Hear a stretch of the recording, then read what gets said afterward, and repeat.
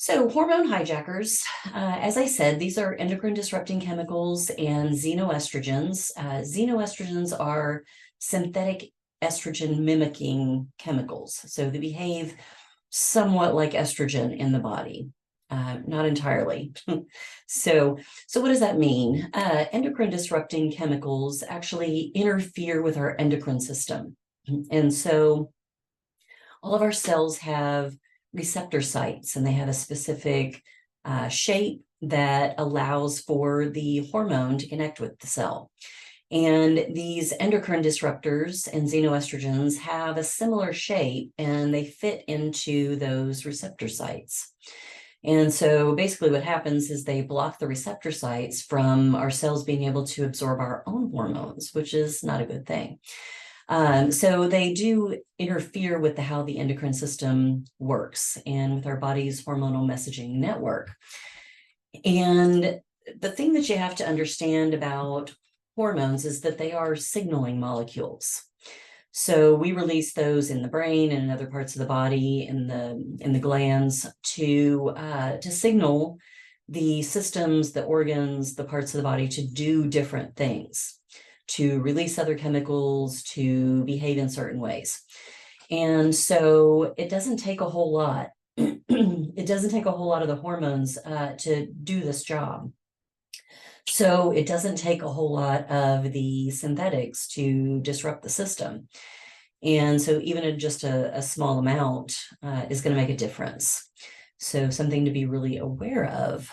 So they basically mimic or block or alter the signals that are coming from our own hormones. And what are they signaling ourselves? We don't know. The truth is we really don't know what they're telling our cells to do, what they're telling our organs to do. And clearly they're not telling them to do the same things that our hormones do because they have a disruptive nature. So xenoestrogens specifically, these are a type of endocrine disruptor that specifically mimic estrogen. And so they kind of tell the body that we have too much estrogen, which can disrupt the body in a number of different ways, including keeping the body from producing estrogen, because the body's really smart. If it looks around and it says, well, we have plenty of estrogen, we don't need to make more, then it's going to reduce your production. And the estrogen mimicking chemicals are not going to do the same things. So even at a low dose, chronic exposure to these chemicals can really make a big difference in our biology and in the way that our cells function, and especially during formative periods, things like puberty, pregnancy, early childhood, things like that.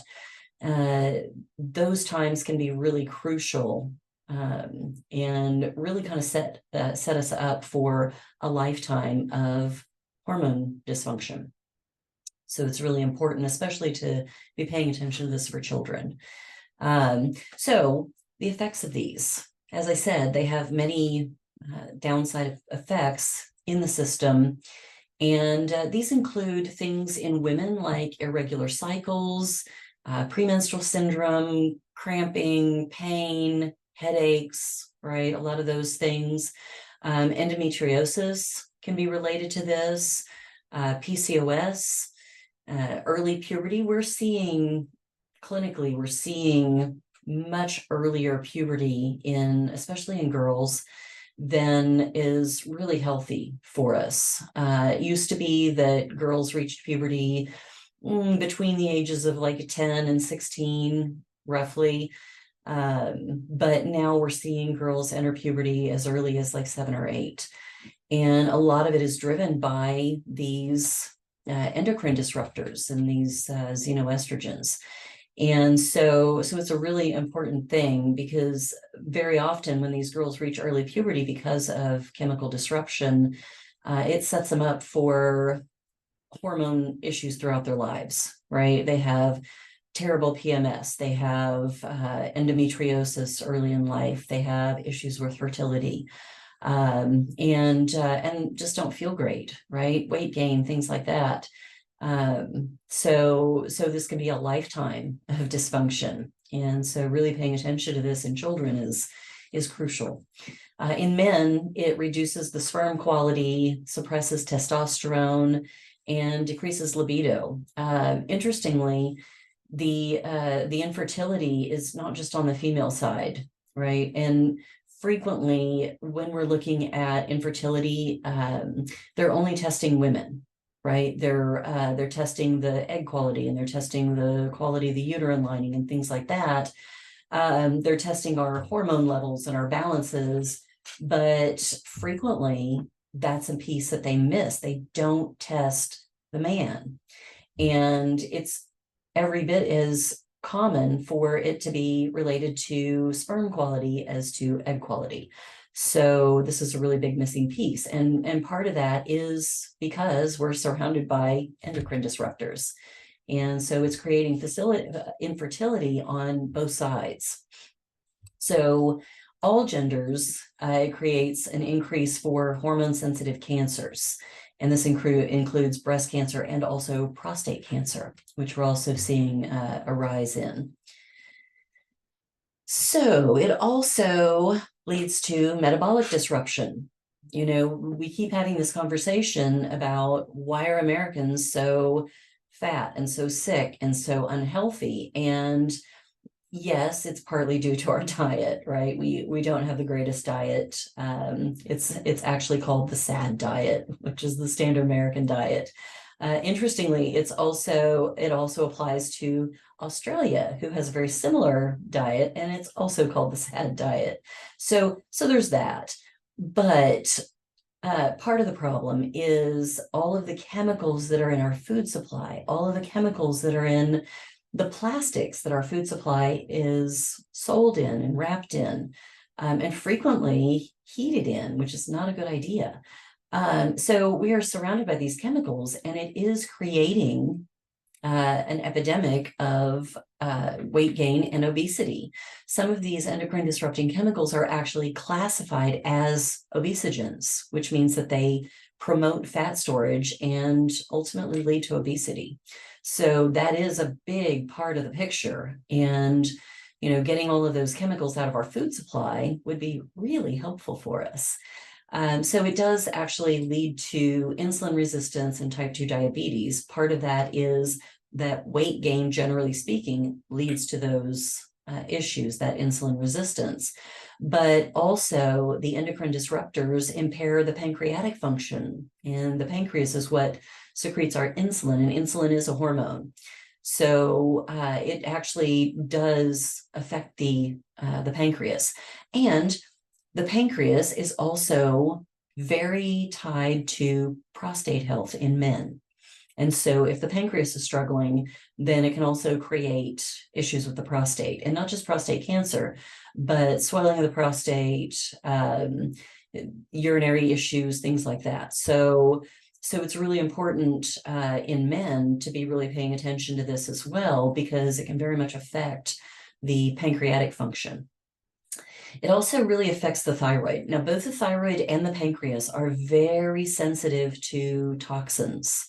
Those are the first place that we see affected by toxins of all kinds, but they're also both glands.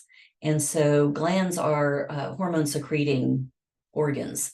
And when these glands are disrupted by these endocrine disruptors and they don't produce the hormone that they should, or sometimes they overproduce, in the case of thyroid, they'll overproduce thyroid hormone. And so this actually leads to a lot of dysfunction. The thyroid is critically tied to our metabolism.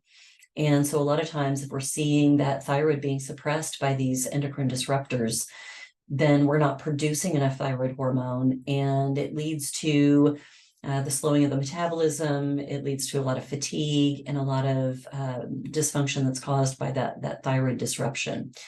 And so that's really important as well. But there are a lot of other things that the thyroid controls. One of the things that the thyroid does is it sets our circadian rhythm.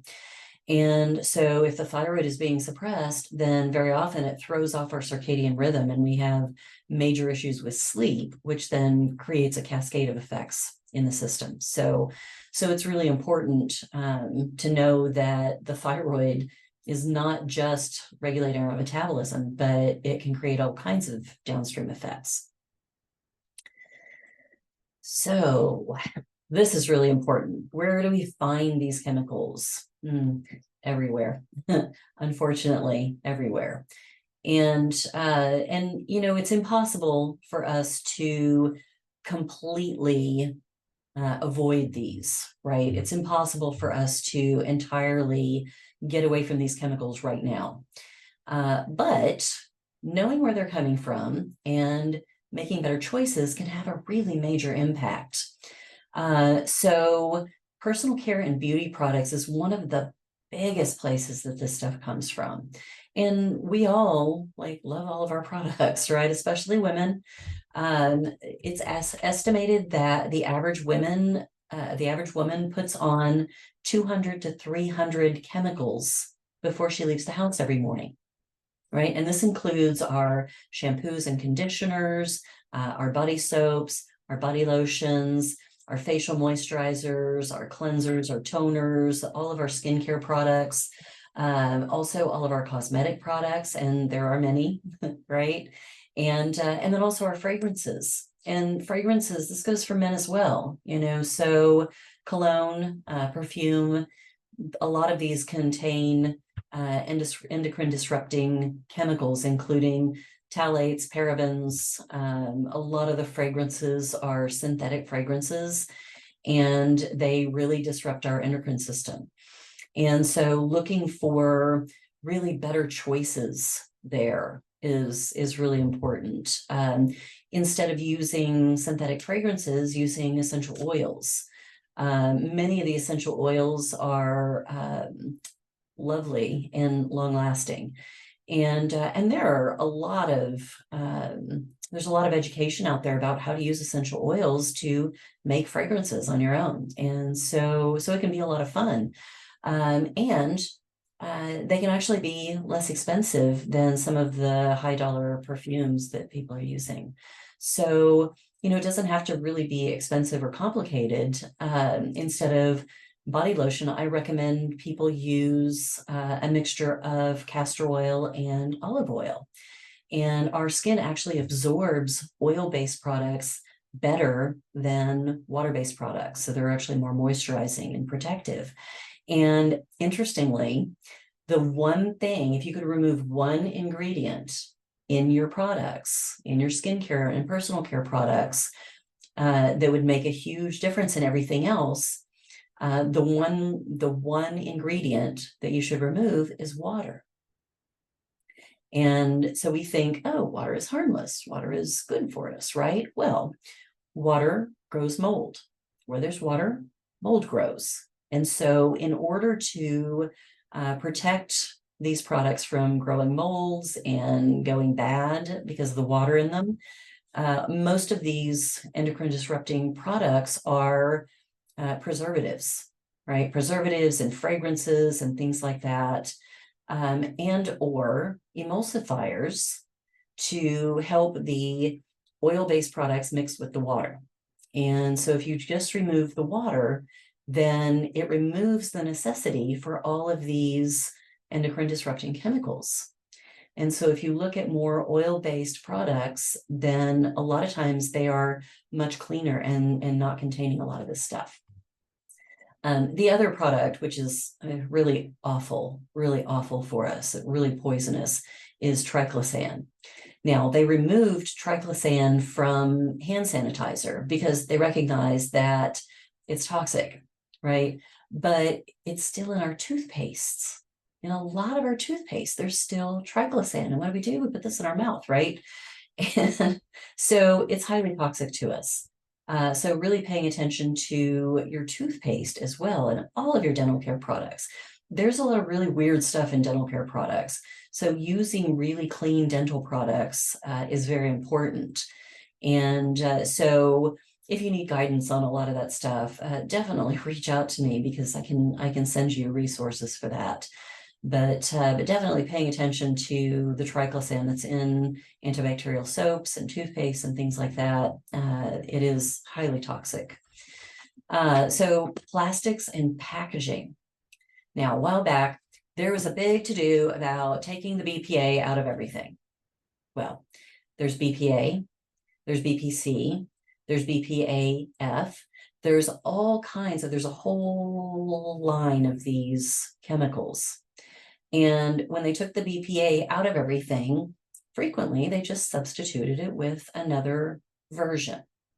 So it's still toxic, so don't be fooled by these products that say BPA free. Now, definitely choose something that's BPA free, right? But just know that it's not necessarily going to protect you from endocrine disrupting chemicals, right? And where this is found is in a lot of the food containers. And so all of the aluminum cans, that we get all of our vegetables and stuff. Hopefully you're not getting your vegetables in aluminum cans, but aluminum cans are lined with BPA, and it's to keep the can from breaking down from the food product being in it. Where you really have to pay attention to this is with acidic foods. So most people buy canned tomatoes. It's a really bad idea. You don't want your tomatoes in cans because the acidity in the tomatoes actually not only leaches more of the chemicals out of the can lining, but also out of the can itself. And this goes for any kind of acidic foods. And so again, you should never buy lemon juice, lime juice, any kind of acidic fruit juice in a plastic bottle, right?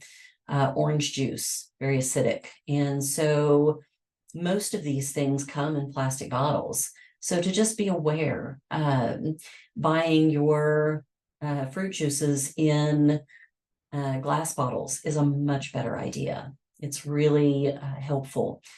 The other place that you find BPA and other chemicals is in plastic wrap and in takeout containers, right? A lot of takeout places use styrofoam. Styrofoam's terrible for us and just full of chemicals.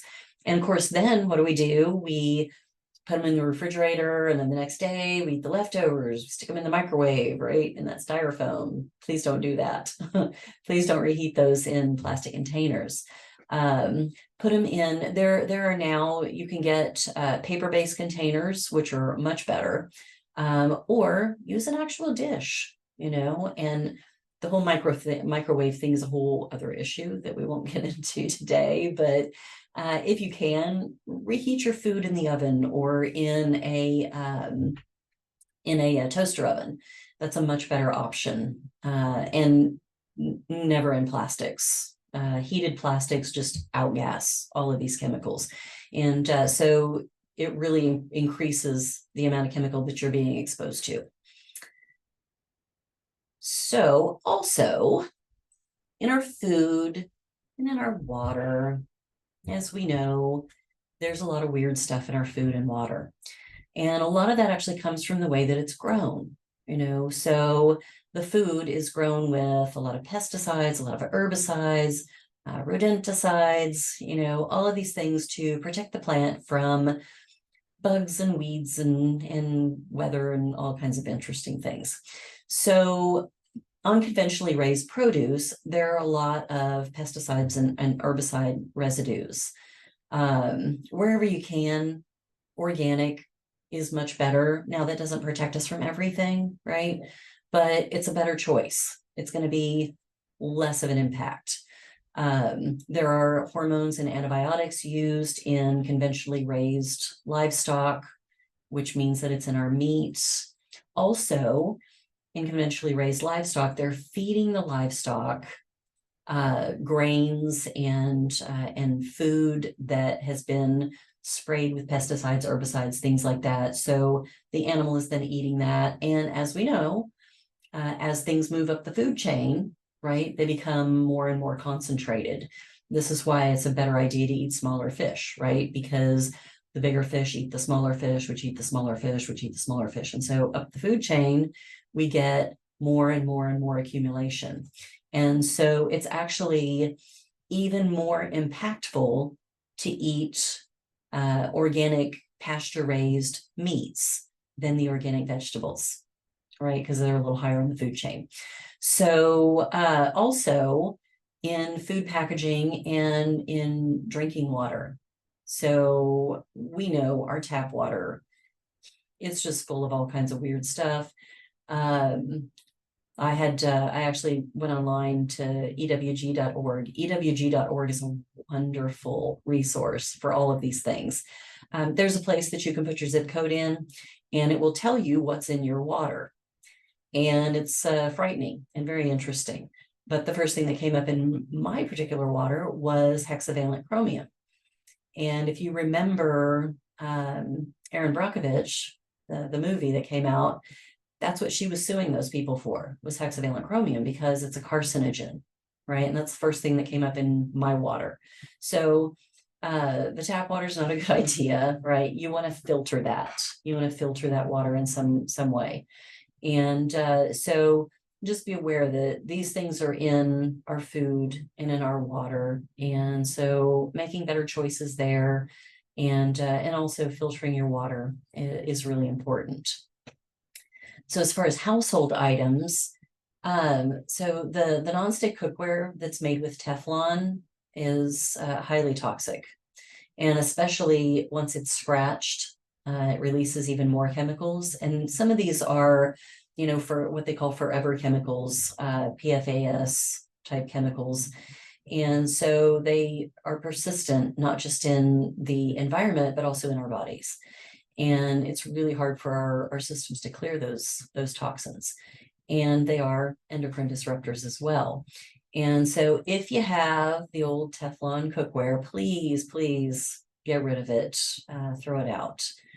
Don't give it to anyone, throw it out. Better options are enameled cookware, ceramic, things like that.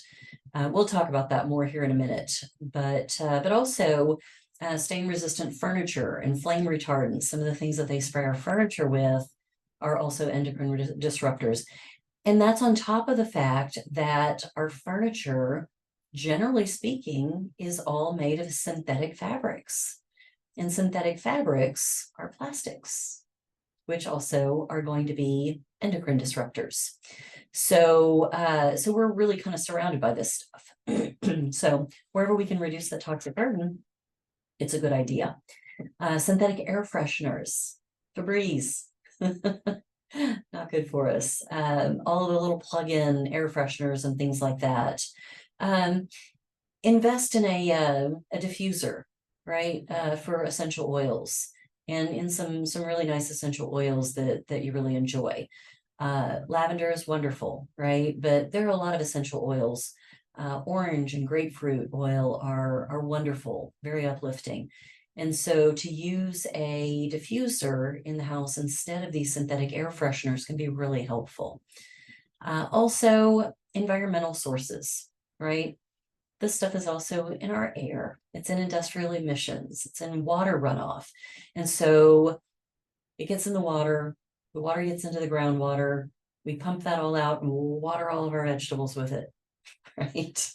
So, and then what does the vegetable do? It brings that up through the roots, up into the plant.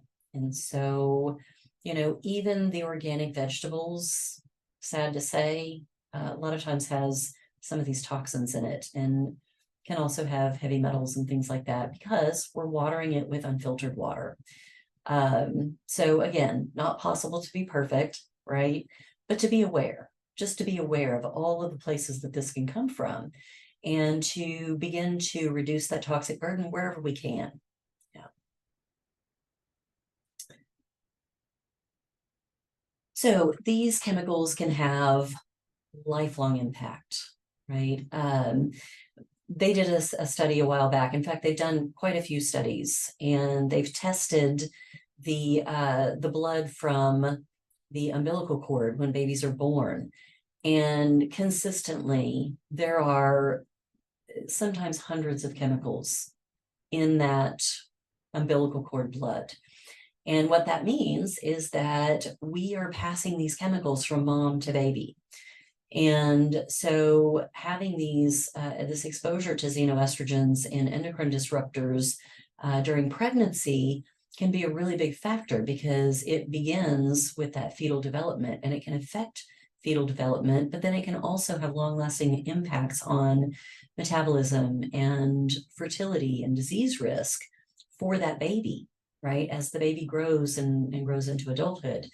And so these can also be passed down epigenetically, which means that they can have effects for generations. So the baby is impacted, baby grows up, has children of their own, that baby is affected, it can be passed down for generations. So really important that we're paying attention to this, especially women who are at an age of fertility, right? Because you don't want to pass that along to the baby. So how do we protect ourselves, right? That's really the important thing. What do we do? What do we do about this?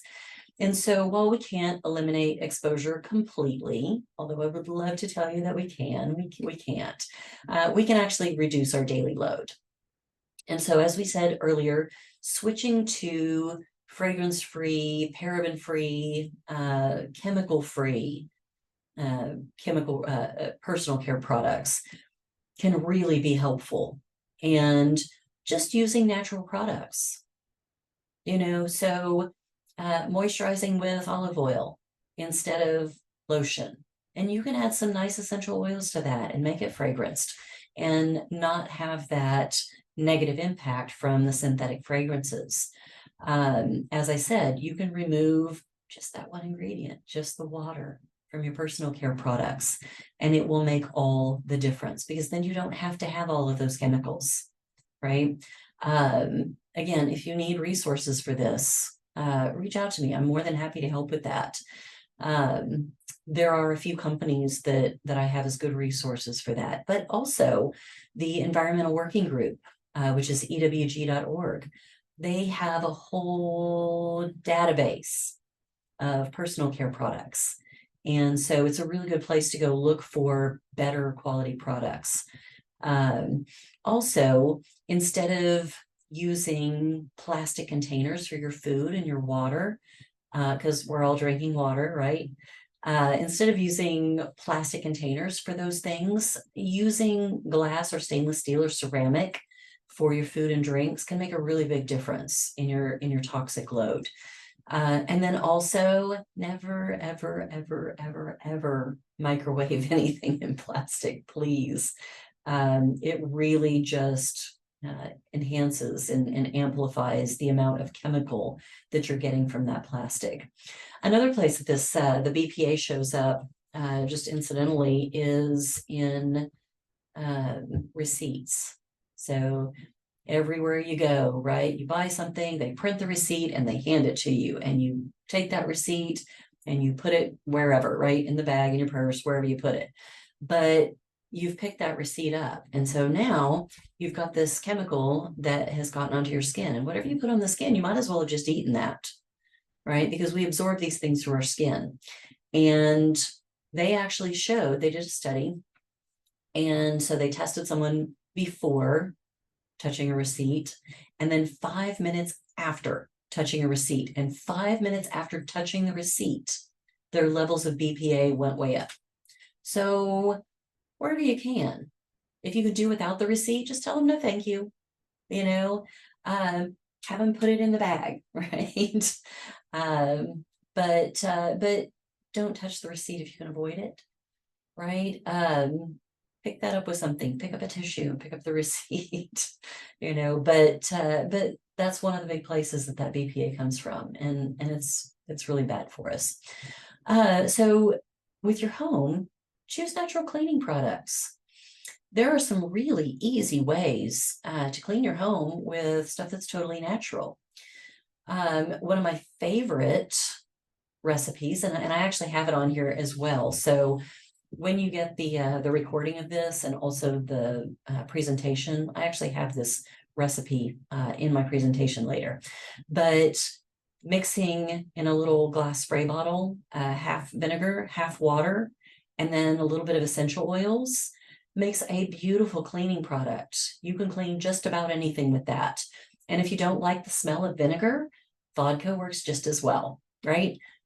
Go to the liquor store, buy the big bottle of cheap vodka, right? They'll look at you funny, it's okay.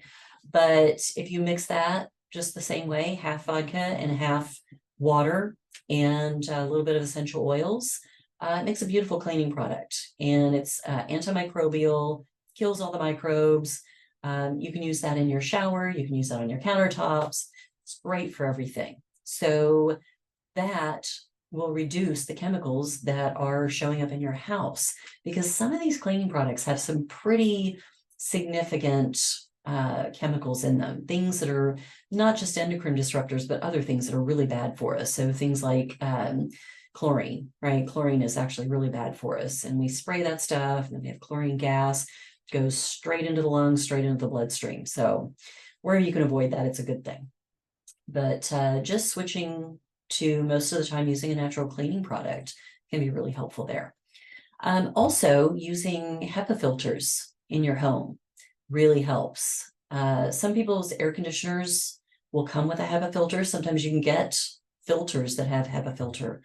But also you can get air purifiers. You know, just the little standalone air purifiers can be really helpful. Using those really filters the air, filters a lot of the stuff out of the air.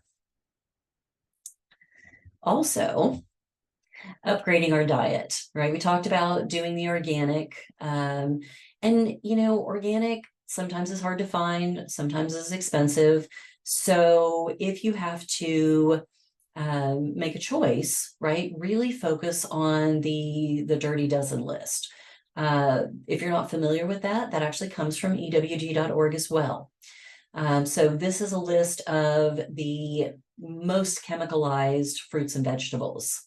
And they also do a list of the Clean 15, right? So anything that you eat on a regular basis, like we eat a lot of apples at my house. I always buy organic apples. Organic apples are, or apples just in general, are on the Dirty Dozen list. So conventionally raised apples have a lot of chemicals. And so buying organic, especially if it's something that you eat a lot of, is a really good place to prioritize that. And so you can really prioritize your organic foods. And then if it's on the Clean 15, you know, avocados are, for example, on the Clean 15 list. And so it's less important for the avocados to be organic. You know, if you get a conventionally raised avocado, it's not going to be nearly the problem that getting a conventionally raised apple will. And so avocados are trees. There are not a lot of pests, you know, that eat avocado trees, and the weeds don't bother them because they're trees. And so there's not a lot of chemicals that have to be sprayed on that. So they actually are a lot cleaner than a lot of the other fruits and vegetables. So prioritizing using that resource can be really helpful if you're needing to save money or if you're having trouble finding good organic products. Always use pasture-raised, hormone-free meats and dairy, although I don't recommend that most of my clients are on dairy because dairy is baby food. It's not really that good for us. But if you're going to choose dairy, choose the hormone-free and the pasture-raised dairy as well. Filtering your drinking water, and not just your drinking water, but all of the water that you're using, right? So I actually have an under the sink reverse osmosis filtration system in my house. And so I have the reverse osmosis water on tap. I use it for all my drinking and my cooking and, you know, for certain other things as well. Anything that's going to come in contact with me, I want to use that filtered water. I also have a shower filter, and I highly recommend doing that. Filtering your shower water, because again, whatever you put on your skin, might as well just swallow that. So filtering your shower water also makes a big difference. Now, there aren't any really good filters that I've seen for the bathtub. So I currently fill my bathtub from the shower if I take a bath. It's not ideal, but I would rather do that than bathe in that water full of all kinds of weird things. So I do highly recommend filtering the water that you bathe in as well. That's really going to reduce that toxic burden. And then also shopping smart. Some plastics are better than others. Avoid the ones that show a recycling code of 3, 6, or 7. And that's going to reduce the amount of outgassing chemicals that are in whatever's in that plastic. So just being aware of what types of plastics are worse versus what are better can really be helpful. And then also choose products that are labeled BPA and phthalate free. Again, just because it's BPA free doesn't mean they're not using another gnarly chemical instead, right? And I wouldn't buy any of your vegetables in cans. Beans, they're less acidic. So sometimes you can get away with that a little bit, but really just cooking your own beans really makes a big difference as well, because there's a proper way to do that. And most of the time when they're in the cans, they haven't been done that way. So there's that as well. But the fact that they're going to be absorbing the plastics from the lining of the can, and to some degree the metal in the can, it's just not a good idea to buy your vegetables in cans. There are some different options. Another option is buying the tomatoes in the aseptic packaging, which is the boxes. But again, those are lined with some plastics. They're better quality plastics, but they're still lined with some plastics. So there is still some exposure there. Buying the tomatoes in glass is ideal. Not so easy to find, right? So just being aware, and you're going to become exposed to some of that stuff, but wherever you can reduce it, it's a good idea. So just some final thoughts. So the fact that we have a lot of hormone disruption, a lot of hormone issues, a lot of infertility showing up, a lot of weight gain and other things that are hormone related is not by accident. We're really exposed to these chemicals, and a lot of people are oblivious to that. So that's one of the reasons that we wanted to do this educational seminar, just to make you aware of where all of these things are hiding, so that you can start to reduce those wherever you can. And, small consistent changes in all of these things are really important. You're not going to do this overnight, right? It's just moving in that direction, looking at where we can reduce that toxic burden. Even just a little bit, a lot of times can make a big difference in our health. And especially in our long-term health, right? Because if we're chronically exposed to this stuff, then it's going to cause long-term issues. And so wherever we can reduce that, it's helpful, right? It's going to make a difference for you. You don't have to be perfect. It's never going to be perfect. But the more informed you are, the easier it is to make better choices. And so just moving slowly to those cleaner products. And so one suggestion is to start to replace your products as you start to run out. So when you start to run out of your shampoo, look at your shampoo and go, I wonder if I can find a better choice here. And, just pay attention to the ingredients that are in it, and, use that ewg.org database. There are some really good products in there.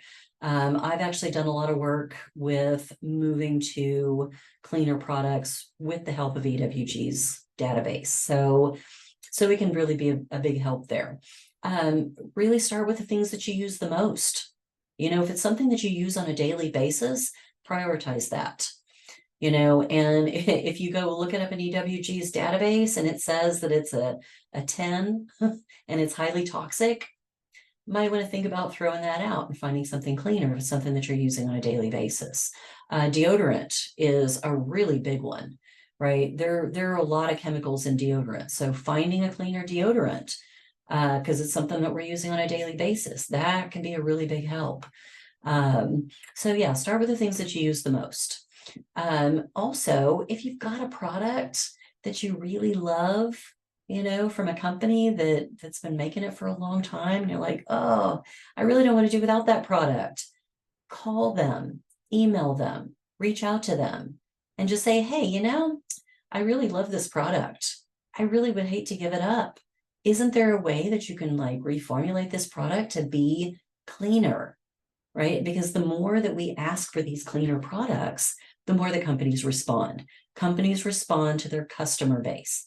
Companies respond to the people that are spending money with them, right? And so if you have a favorite product, something that you really care for, and you find that it has some not so great ingredients in it, reach out to the company and just let them know, as a customer, I would like something cleaner. I would like something less impactful for my health, right? And a lot of times they'll respond to that. And then finally, don't stress. I know it's easy to go down that rabbit hole and to think, oh my gosh, I've got to change everything. How am I going to do this? But no, don't stress about it. Just start paying attention, right? Just start looking at the products that you're using and think, what does this have in it? Flip it over, read the back, right? Start paying attention to the ingredients lists. And if you go, oh, yeah, that has some stuff in it that I don't really want in my body, what could I find that's better? So just start slowly more moving in that direction, because it is going to make a difference for you.